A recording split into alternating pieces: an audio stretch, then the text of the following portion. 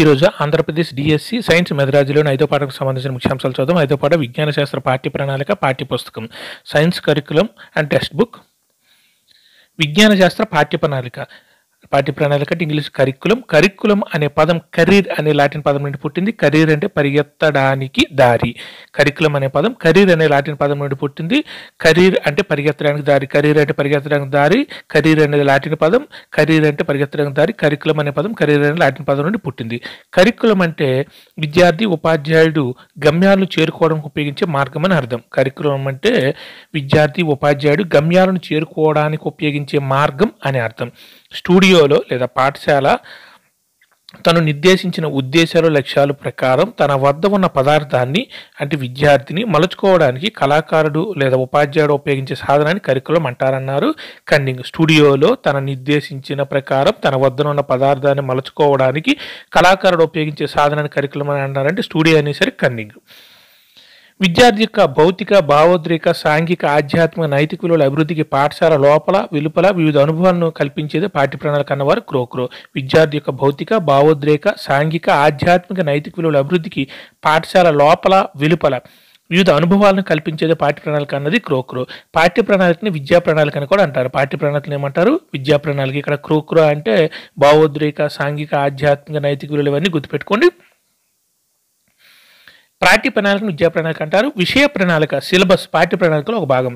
విషయ ప్రణాళిక అనేది పాఠ్య ప్రణాళికలో ఒక భాగం. సిలబస్ అనేది పాఠ్య ప్రణాళికలో ఒక భాగం. విషయ ప్రణాళిక పరిధి తక్కువై తరగతి విషయానికి పరిమితమై విద్యార్థి కేంద్రీకృతమై ఉంటుంది. పాఠ్య ప్రణాళిక పరిధి చాలా విశాలమై సామాజిక కేంద్రీకృతమై ఉంటుంది. విషయ ప్రణాళిక సిలబస్ అనేది పాఠ్య ప్రణాళికలో ఒక భాగం. విషయ ప్రణాళిక పరిధి తక్కువై తరగతి విషయానికి పరిమితమై విద్యార్థి కేంద్రీకృతమై ఉంటుంది. పాఠ్య ప్రణాళిక పరిధి విశాలమై సామాజిక కేంద్రీకృతమై ఉంటుంది. పాఠ్య ప్రణాళిక పరిధి విశాలమై సామాజిక కేంద్రీకృతమై ఉంటుంది. పాఠ్య ప్రణాళిక రూపొందించినప్పుడు అభ్యాసకుడి అవసరాలు, స్వభావం, విషయ స్వభావం మరియు సామాజిక అవసరాలను పరిగణలోకి తీసుకోవాలని డబ్ల్యూఎస్ జాకబ్సన్ సూచించాడు. పాఠ్య ప్రణాళికను రూపొందించేటప్పుడు అభ్యాసకుడి అవసరాలు, స్వభావం, విషయ స్వభావం మరియు సామాజిక అవసరాలను పరిగణలోకి తీసుకోవాలని డబ్ల్యూఎస్ జాకబ్సన్ సూచించాడు. డబ్ల్యూఎస్ జాకబ్సన్ అనేది వారు సూచించాడు. ఒక వ్యక్తి సమర్థవంతంగా జీవించడానికి కొన్ని ప్రవర్తన సామర్థ్యాలు తప్పనిసరి.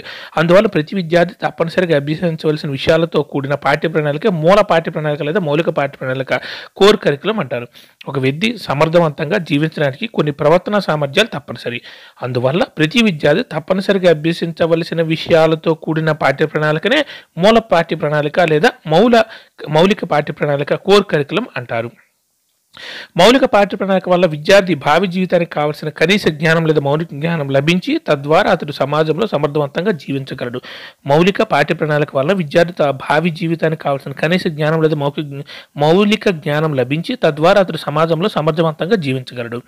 జాతీయ విద్యా విధానం ఎన్పి 1986 దేశమంతా 10 మౌలిక అంశాలతో కూడిన ఒకే మౌలిక పాఠ్య ప్రణాళిక ఉండాలని చెప్తూ అందులో 80% పాఠ్య ప్రణాళిక దేశమంతా ఉండేలా ఉండి మిగిలిన 20% స్థానిక అవసరాలకు అనుగుణంగా రచింపబడాలని సూచించింది. జాతీయ విద్యా విధానం ఎన్పి 1986 దేశమంతా 10 మౌలిక అంశాలతో కూడిన ఒకే మౌలిక పాఠ్య ప్రణాళిక ఉండాలని చెబుతూ ఇన్ని అంశాలు 10 అంశాలు 1986 జాతీయ విద్యా విధానం.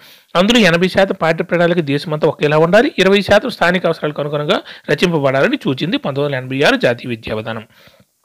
పాఠ్య ప్రణాళిక నిర్మాణ సూత్రాలు. శిశు కేంద్రీకృత సూత్రం. పాఠ్య ప్రణాళిక నిర్మాణ సూత్రం మొదటిది శిశు కేంద్రీకృత సూత్రం. Principle of child centreness.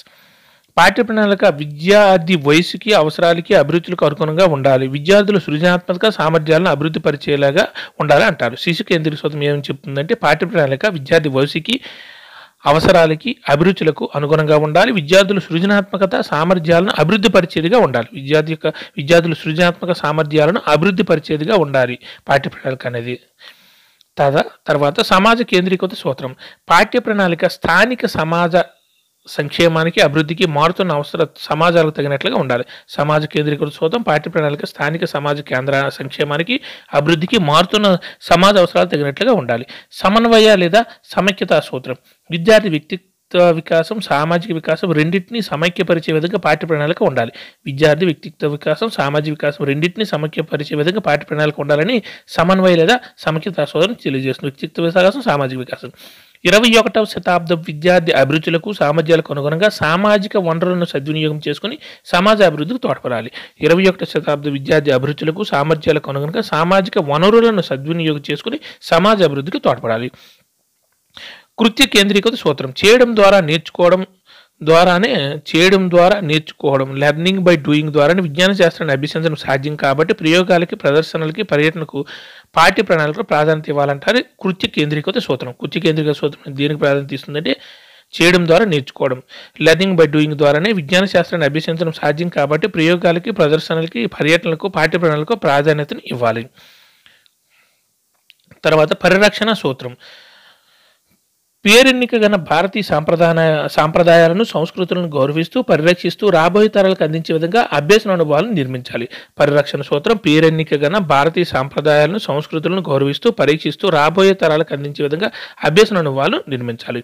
సృజనాత్మక సూత్రం. పాఠ్య ప్రణాళికలోని అభ్యసన అనుభవాలు విద్యార్థుల్లో స్వతంత్ర ఆలోచన శక్తిని, సృజనాత్మకతను, విమర్శనా శక్తిని పెంపొందించేలా ఉండాలి. వారిలో ఉండే ప్రత్యేక సామర్థ్యాలు, అంతర్గత శక్తులను వెలికితీసి నిర్మాణాత్మక వైపు అడుగులు వేయించాలి. సృజనాత్మక సూత్రం.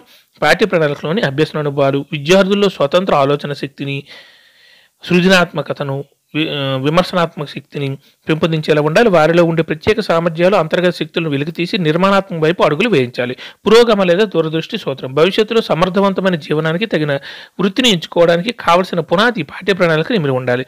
దూరదృష్టిని పెంపొందించే విధంగా భవిష్యత్ మార్పులను ముందుగా ఊహించి తదనుగుణంగా ఉన్నత జీవితాన్ని సోపానాలు వేసుకునే విధంగా ఉండాలి, తీర్చిదిద్దాలి. పురోగమ లేదా దూరదృష్టి సూత్రం. భవిష్యత్తులో సమర్థవంతమైన జీవనానికి తగిన వృత్తిని ఎంచుకోవడానికి కావలసిన పునాది పాఠ్య ప్రణాళిక ఇమిలి ఉండాలి. దూరదృష్టిని పెంపొందించే విధంగా భవిష్యత్ మార్పులను ముందుగా ఊహించి తదనుగుణంగా ఉన్నత జీవితాన్ని సోపానాలు వేసుకునే విధంగా తీర్చిదిద్దాలి. తర్వాత సడలింపు సూత్రం. ఇది మార్పు లేదా వైవిధ్యతకు అనువుగా ఉండే సూత్రం. సడలింపు సూత్రం. సమాజం మారుతున్న అవసరాలకు అనుగుణంగా విద్యార్థి అవసరాలకు, అభిరుచులకు తగిన విధంగా పాఠ్య ప్రణాళిక స్థితిస్థాపకతను కలిగి ఉండాలి. బ్రూబేకర్ అభిప్రాయం ప్రకారం పాఠ్య ప్రణాళికలు విద్యార్థుల నిమజ్జనం కాకుండా విద్యార్థుల కొరకు పాఠ్య ప్రణాళిక రూపొందించుకోవాలి. ఎవరి ప్రకారం పాఠ్య ప్రణాళికలు విద్యార్థుల నిమజ్జనం కాకుండా విద్యార్థుల కొరకు పాఠ్య ప్రణాళిక రూపొందించుకోవాలంటే బ్రూబేకర్ ప్రకారం. సంపూర్ణ అనుభవ సూత్రం. జ్ఞానం, అవగాహన, వినియోగం, అభినందన, శాస్త్రీయ వైఖరులు, ఆసక్తులు, నైపుణ్యాలు వంటి అన్ని విషయాల్లో సంపూర్ణ అభ్యసన అనుభవాలను కలుగజేస్తూ విద్యార్థి సంపూర్ణ మూర్తిమత్వాన్ని దోహదపడేలా పాఠ్య ప్రణాళిక సిద్ధం చేయాలి. సంపూర్ణ అనుభవ సూత్రం. జ్ఞానం, అవగాహన, వినియోగం, అభినందన, శాస్త్రీయ వైఖరులు, ఆసక్తులు, నైపుణ్యాలు వంటి అన్ని విషయాల్లో సంపూర్ణ అభ్యసన అనుభవాన్ని కలుగజేస్తూ విద్యార్థి సంపూర్ణ మూర్తిమత్వానికి దోహదపడేలా పాఠ్య ప్రణాళిక సిద్ధం చేయాలి. వ్యవస్థీకరణ సూత్రం. వివిధ శాఖలను సమన్వయపరిచి ప్రాథమిక స్థాయి నుంచి మాధ్యమిక, ఉన్నత స్థాయి వరకు విద్యా విషయాల కూర్పు క్రమానుగతంగా ఉండాలి. వ్యవస్థీకరణ సూత్రం. వివిధ శాఖలను సమన్వయపరిచి ప్రాథమిక స్థాయి నుంచి మాధ్యమిక, ఉన్నత స్థాయి వరకు విద్యా విషయాల కూర్పు క్రమానుగతంగా ఉండాలి వ్యవస్థీకరణ సూత్రం ప్రకారం. తర్వాత ఉత్తమ పాఠ్య పుస్తక లక్షణాలు. గ్రంథ రచయిత. రచయితకు కనీస విద్యా అర్హతలు, 5 సంవత్సరాల బోధనానుభవం, గ్రంథ పరిజ్ఞానం ఉండాలి. మొదటిది గ్రంథ రచయిత ఎలా ఉండాలంటే రచయితకు కనీస విద్యార్హతలు, 5 సంవత్సరాల బోధనానుభవం, గ్రంథ పరిజ్ఞానం ఉండాలి. భౌతిక లేదా యాంత్రిక లక్షణాలు. చేత్తో పట్టుకెళ్లడానికి వీలుగా సామాన్యునికి అందుబాటు ధరలో ఆకర్షణీయమైన కవర్ పేజీ, ఆఖరి పేజీతో పొందికైన బైండింగ్ కలిగి ఉండాలి. భౌతిక లేదా యాంత్రిక లక్షణాలు ఏంటంటే చేత్తో పట్టుకెళ్లడానికి వీలుగా సామాన్యునికి అందుబాటు ధరలో ఆకర్షణీయమైన కవర్ పేజీ, ఆఖరి పేజీలో పొందికైన బైండింగ్ కలిగి ఉండాలి. పుస్తకం లోపల నాణ్యమైన కాగితం, అక్షరాలు, శీర్షికలు స్పష్టంగా తప్పులు లేకుండా ముద్రణ ఉండాలి. సరైన చిత్రాలు, ఉదాహరణలు, అవసరమైన చోట అక్షరాలను గాఢంగా ముద్రించడం వల్ల చదవడానికి ఆసక్తి కలుగుతుంది. సరళమైన భాషను ఉపయోగిస్తూ అవసరమైన చోట్ల ఆంగ్ల పదాలను బ్రాకెట్లో ఇవ్వడం, సాంకేతిక పదాలకు అర్థ వివరణ పొందుపరిస్తే విద్యార్థులు సులభంగా జ్ఞాన సముపార్జన జరుగుతుంది. సరళమైన భాషను ఉపయోగిస్తూ అవసరమైన చోట ఆంగ్ల పదాలను బ్రాకెట్లో ఇవ్వడం, సాంకేతిక పదాలను అర్థ వివరణ పొందుపరిస్తే సాంకేతిక పదాలకు అర్థ వివరణ అనేది పొందుపరిస్తే విద్యార్థులు సులభంగా జ్ఞాన సముపార్జన జరుగుతుంది. తర్వాత విషయ స్వభావం ఎలా ఉండాలంటే పాఠ్య పుస్తకంలోని విషయం స్వీయ అభ్యసనాన్ని తోడ్పడే విధంగా శాస్త్రీయ వైఖరులను, సాంస్కృతిక విలువను పెంపొందించేదిగా ఉండాలి. సంక్లిష్ట భావనను సులభంగా అర్థమయ్యేలా ఉపభావనలుగా తగిన కృత్యాలతో, ప్రయోగాల వివరణలతో కూడి ఉండాలి. విశేష స్వభావం ఎలా ఉండాలంటే పాఠ్యపుస్తకంలోని విషయం స్వీయ అభ్యసనాన్ని తోడ్పడే విధంగా శాస్త్రీయ వైఖరులను, సాంస్కృతిక విలువను పెంపొందించేదిగా ఉండాలి. సంక్లిష్ట భావనను సులభంగా అర్థమయ్యేలా ఉపభావనలుగా తగిన కృత్యాలతో, ప్రయోగాల వివరణతో కూడి ఉండాలి. విషయ వ్యవస్థీకరణ. మనోవైజ్ఞానిక సూత్రాలకు అనుగుణంగా సరళత నుంచి సంక్లిష్టానికి, తెలిసిన విషయాల నుంచి తెలియని దానికి, మూర్తం నుంచి అమూర్తానికి విషయ వ్యవస్థీకరణ ఉండాలి. ప్రతి అధ్యాయాన్ని పరిచయంతో ప్రారంభించి సారాంశంతో ముగించాలి. ప్రారంభంలో విషయ సూచిక, ప్రతి అధ్యాయంలో శీర్షిక, ఉపశీర్షికలు స్పష్టంగా పెద్ద అక్షరాలతో రాయాలి. విషయ వ్యవస్థీకరణ ఎలా ఉండాలంటే మనోవిజ్ఞాన సూత్రాలకు అనుగుణంగా సరళత నుండి సంక్లిష్టానికి, తెలిసిన విషయాన్ని తెలియని దానికి, మూర్తం నుంచి అమూర్తానికి విషయ వ్యవస్థీకరణ ఉండాలి. ప్రతి అధ్యాయాన్ని పరిచయంతో ప్రారంభించి సారాంశంతో ముగించాలి.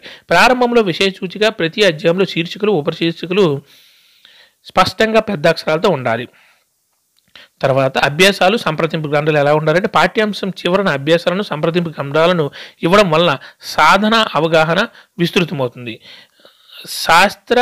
శాస్త్రీయ సాంకేతిక కఠిన పదాలకు అర్థాలు వివరించే పారిభాషిక పద కోసం గ్లాసరీ అనేది ఉండాలి. అభ్యాసాలు, సంప్రదింపు గ్రంథాలు పాఠ్యాంశం చివరన అభ్యాసాలను, సంప్రదింపు గ్రంథాలను ఇవ్వడం వలన సాధన అవగాహన విస్తృతమవుతుంది. శాస్త్రీయ సాంకేతిక కఠిన పదాలకు అర్థాలు వివరించే పారిభాషిక పద కోసం ఉండాలి. పాఠ్యగ్రంథ మూల్యాంకనంలో ఓగెల్ మరియు హంటర్ స్కోర్ కార్డులు. ఓగెల్ మూల్యాంకన మాపనలో 10 అంశాలు ఉంటాయి. ఓగెల్ మూల్యాంకన మాపనలు ఎన్ని ఉంటాయి? 10 అంశాలు ఉంటాయి. అవి రచయిత అర్హతలు, నిర్వహణ, విషయం, విషయ సమర్పణ, ఖచ్చితత్వం, పఠానుకూలత, అనుకూలనీయత, బోధనోపకరణాలు, చిత్రాలు, పుస్తక రూపురేఖలు. ప్రతి అంశానికి 10 మార్కులు చొప్పున మొత్తం 100 మార్కులకు పాక్షిక గణన ఉంటుంది.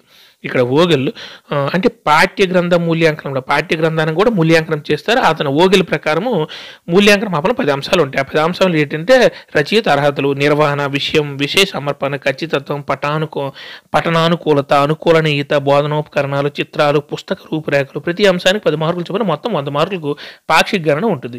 అది అంటర్ గణన కార్డులో అంశాల భారత్ మొత్తం గణన 1000. అందులో రచయిత విద్యాస్థాయి 50. అంటర్ గణన కార్డులో అంశాల భారతం మొత్తం గణన 1000. అందులో 10 అంశాలు ఉంటే 10 × 10 100 మార్కులు.